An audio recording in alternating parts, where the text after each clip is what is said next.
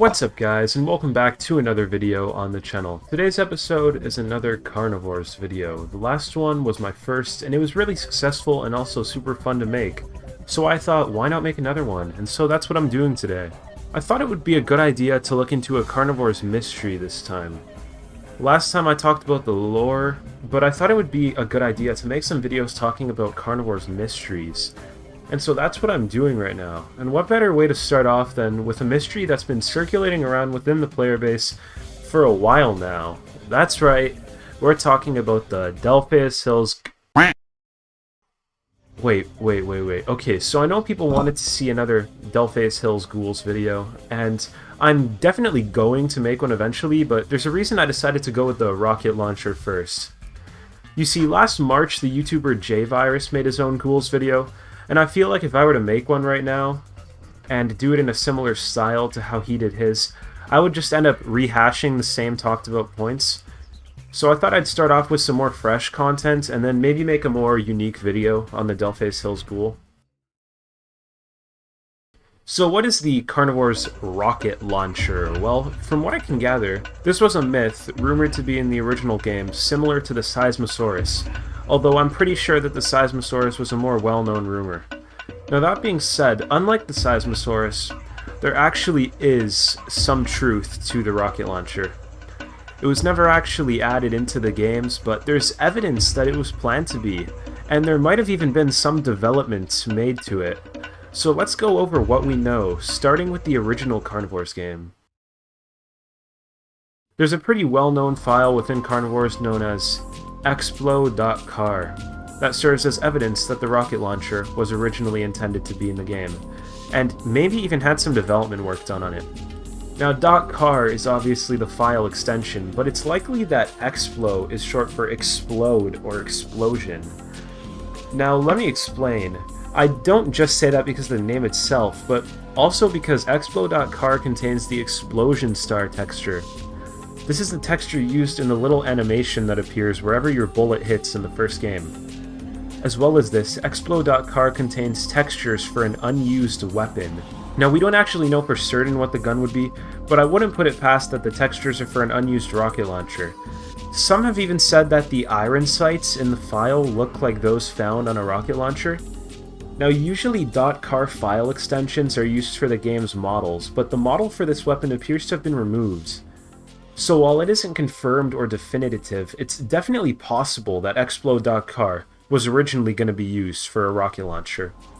The second piece of evidence we have relates to Carnivores 2. More specifically, it comes from a 1999 press release put out by Darcy Nagorski, who I'm assuming was one of the developers in May of that year. I also apologize if I'm pronouncing that name wrong. This press release is actually really interesting because, aside from just talking about the rocket launcher, he brings up some other interesting scrapped content that I'll get into later. Now, relating to the rocket launcher, in part of the article it's mentioned that it was going to be added as a hidden bonus weapon. I find this really interesting because it tells us that it was confirmed to be added into the game, and seeing how it would be a hidden bonus weapon, it would probably be the last weapon to unlock, and it would probably be quite powerful for that reason as well. We also haven't had a hidden bonus weapon really at all in any of the games before or since, so it would be a unique addition. Unfortunately, that's about all of the information that we know about the rocket launcher. So it's possible that there was development made on it in Carnivores 1, it was planned to be added into Carnivores 2, and for some reason the developers just never ended up adding it into any of the games. I do think it would be quite a cool thing to see added into the game, especially as a hidden bonus weapon. There is a grenade launcher in Carnivores Cityscape, but it seems to be pretty unrelated to the rocket launcher. Now, aside from the rocket launcher, there are some other interesting tidbits mentioned in this press release.